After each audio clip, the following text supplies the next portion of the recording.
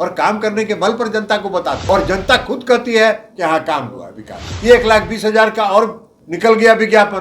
Police में बहाली हो रही है, लगातार बहाली हो रही है। आपने बताइए कि कितना बहाली किए अब तक? टोटल 18 करोड़ के बदले में कितना किए हैं, इन्हें उनको बताना चाहिए। नमस्कार, मेरा नाम अनूप नारायण सिंह है और आप बिहार टॉक के डिजिटल प्लेटफॉर्म को देख रहे हैं।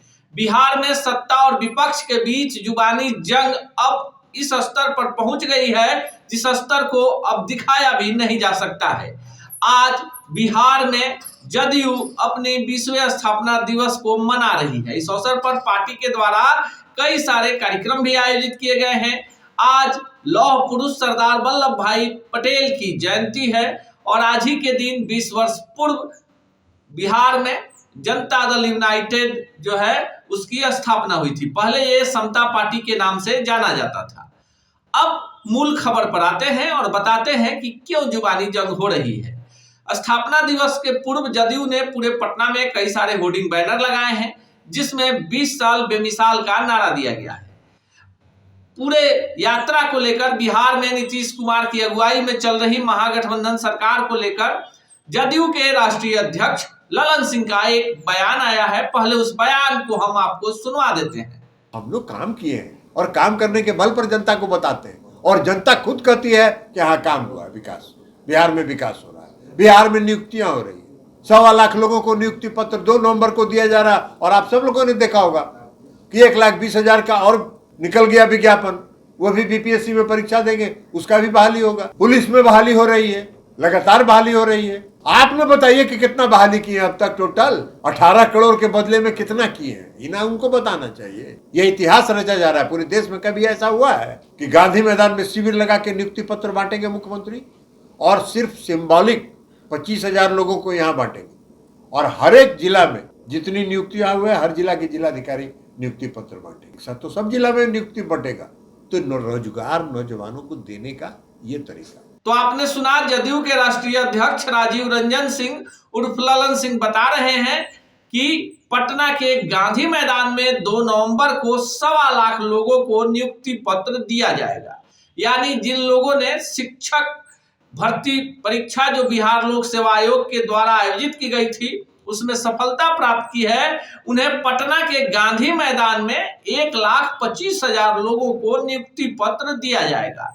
इससे पहले सिपाही और दारोगा की परीक्षा में सफल अभ्यर्थियों को गांधी मैदान में बुलाकर महागठबंधन की सरकार नियुक्ति पत्र दे चुकी है।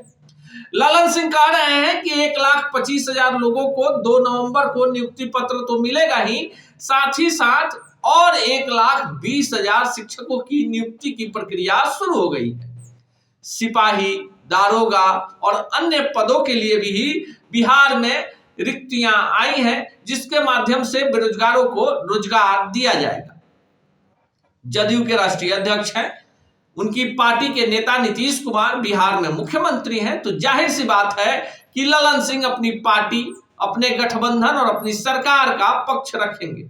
लेकिन भाजपा लगातार ये सवाल पूछ रही है कि 1,25,000 शिक्षकों के बहाली का जो दावा किया जा रहा है इसमें सीटें पास किए बगैर, बीएड किए बगैर लोग कैसे शामिल हो गए, दूसरे प्रांत के लोगों को कैसे इसमें सफल घोषित कर दिया गया।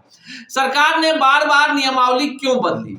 कोई भी भर्ती प्रक्रिया शुरू होती है तो उसके लिए नियम कानून पहले बन जाता है, लेकिन बिहार में शिक्षक भर्ती अभियान जब चालू हुआ और बीच में जब त्रुटियां हुई तब फॉर्म भरवाने के बाद नियम कानून बदल दिए गए। अब यह जांच का विषय है कि इसमें कितनी ज्यादा धांधली हुई है। लेकिन जदयू अपने 20वें स्थापना दिवस के अवसर पर इस मुद्दे को भुनाने में लगी है कि बिहार में नौकरियों की सौगात है और कहीं ना कहीं 20 करोड़ लोगों को रोजगार देने का जो वादा केंद्र ने किया था उसकी जगह पर बिहार सरकार ने अब तक लाखों लोगों को रोजगार दे दिया। भाजपा कह रही है कि जो प्रक्रिया शुरू हुई थी, जिस समय शिक्षकों के लिए राज्य स्तर पर आयोजित सीटें पास करना जरूरी था, उस समय यहाँ पर भाजपा और जदयू की सरकार थी। सिपाही भर्ती, दरोगा भर्ती भी तमाम निर्णय भाजपा जदयू के सरकार ने लिया था। अब सरकार पहले से ही बहाल लोगों को पटना में बुलाकर नियुक्ति पत्र देकर वोट बैंक की राजनीति कर रही है। अब यह देखना खास है कि जुबानी जंग के बीच बिहार के आम लोगों को क्या मिलता है। सत्ता, सियासत और राजनीति के इस महासमर में हम आपके लिए लेकर आएंगे सटीक खबरें। देखते रहिए बिहार टॉक। ऐसे ही खबरों के लिए जुड़े रहिए बिहार टॉक से। यूट्यूब पर लाइक और सब्सक्राइब करें, बेल आइकन जरूर दबाएं। फेसबुक, ट्विटर और इंस्टा पर फॉलो करें। धन्यवाद।